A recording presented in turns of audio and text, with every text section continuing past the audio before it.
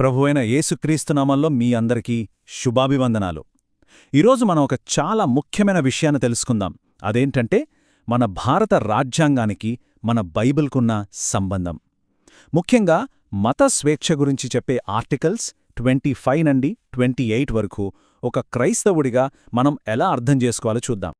మనలో చాలామందికి ఈ ప్రశ్న వస్తూ ఉంటుంది కదా, అసలు మన రాజ్యాంగం మన మత స్వేచ్ఛ గురించి ఏం చెబుతోంది? ఒక విశ్వాసిగా మన హక్కులేంటి? వాటిని మనం ఎలా అర్థం చేసుకోవాలి?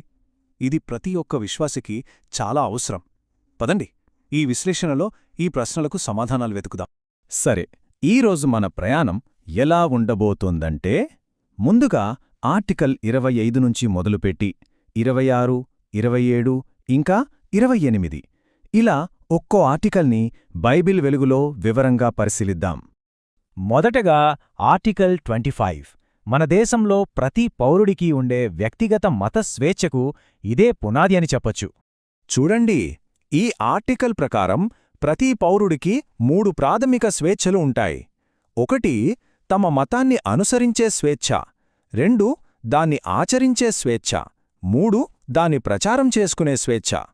ఇక్కడ ఎంత ఆసక్తికరమైన విషయముందో గమనించారా? మతాన్ని ప్రచారం చేసే హక్కు మన రాజ్యాంగమిస్తుంది. ఇది మన బైబిల్లో యేసుప్రభు ఇచ్చిన గొప్ప ఆజ్ఞతో సరిగ్గా సరిపోతుంది. మార్కు సువార్త 16:15లో సర్వలోకమునకు వెళ్లి సర్వసృష్టికి సువార్తను ప్రకటించుడి అన్న మాటలకు ఇది అద్దం పడుతోంది.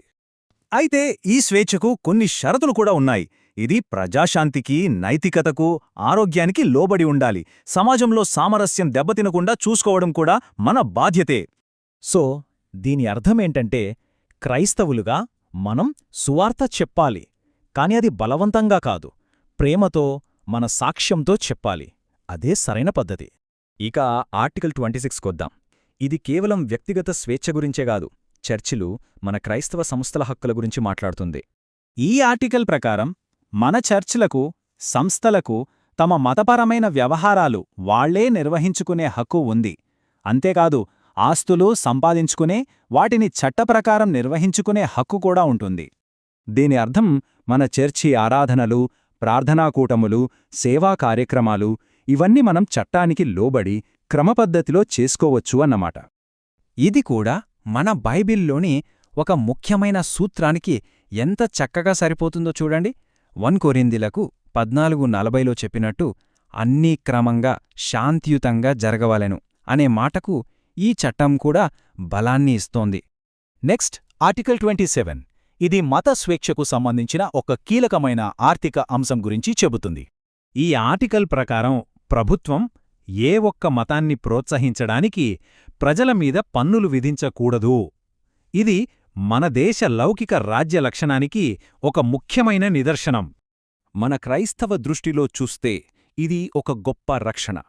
ఎందుకంటే ప్రభుత్వం విశ్వాస విషయాల్లో తటస్థంగా ఉంటుందని ఇది హామీ ఇస్తుంది. ఈ సూత్రం వినగానే మనకు యేసు ప్రభూ చెప్పిన మాటలు గుర్తొస్తాయి కదూ. మత్తయి 22:21లో కైసరువి కైసరునకు, దేవునివి దేవునికి చెల్లించండి అని చెప్పిన మాటలకు ఇది చాలా దగ్గరగా ఉంది.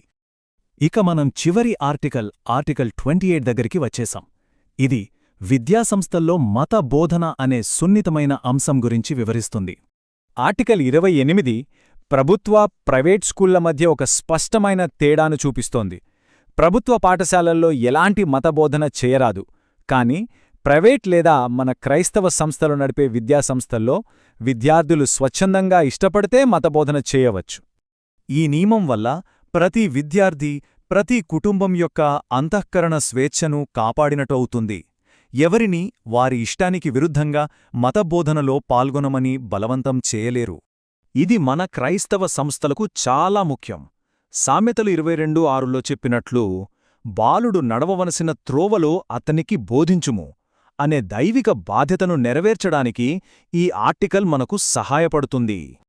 సరే, ఈ 4 ఆర్టికల్స్ గురించి తెలుసుకున్నాం కదా, మరి దీన్నుంచి మనం నేర్చుకోవాల్సిన అసలు పాఠమేమిటి? ఆర్టికల్స్ 25 నుంచి 28 వరకు మనకొక విషయాన్ని స్పష్టంగా నేర్పుతున్నాయి. మన విశ్వాసమనేది మన హక్కు. కాని ఆ హక్కుతో పాటు ఒక పెద్ద బాధ్యత కూడా వస్తుంది. ఆ బాధ్యత ఏంటంటే, మన హక్కులను ప్రేమతో, శాంతితో, ఇతరులను గౌరవిస్తూ వాడటం. చివరిగా మత్తయి సువార్త 5:9లో చెప్పినట్లు సమాధానపరచువారు ధన్యులు. మన స్వేచ్ఛను ఉపయోగించి సమాజంలో సమాధానాన్ని పంచేవారిగా ఉండటమే మన లక్ష్యం కావాలి. ఒక్కసారి ఆలోచించండి, ఇంత వైవిధ్యమున్న మన దేశంలో రాజ్యాంగమిచ్చిన హక్కులను వాడుకుంటూ ఒక సమాధానకర్తగా జీవించడమంటే నిజంగా అర్థమేంటి? ఇది మనం ఎప్పుడూ మనల్ని మనం వేసుకోవాల్సిన ప్రశ్న. ఈ విశ్లేషణలో నాతో పాటు ఉన్నందుకు ధన్యవాదాలు. ప్రభువు మిమ్మల్ని ఆశీర్వదించుగాక. ఆమేన్.